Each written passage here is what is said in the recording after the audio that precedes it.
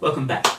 This part of the training program is about rebuttal, or how to argue against your opposition.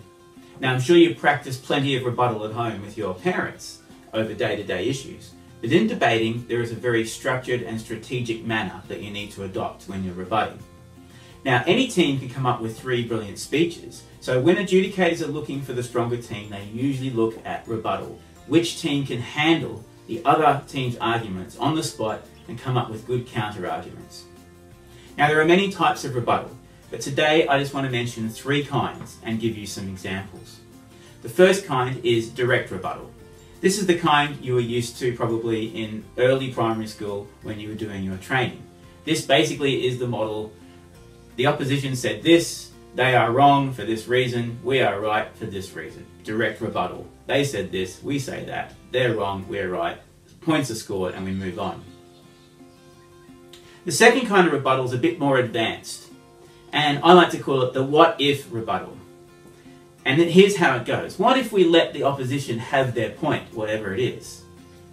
They say it's a good idea, but where will it really lead? And then you paint a picture of, if we let the opposition have their way, what will the dark future look like? And how dangerous it is to allow whatever it is that they're asking for. It may seem reasonable now, but what if we let it happen? The reality would be quite different.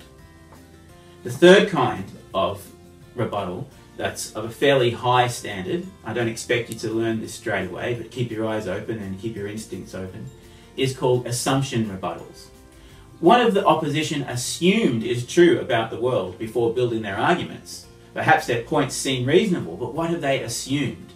For example, they may assume that we all agree about what role men and women play in society. But what if we don't agree with that? What if their point is based on something that they have assumed without proving?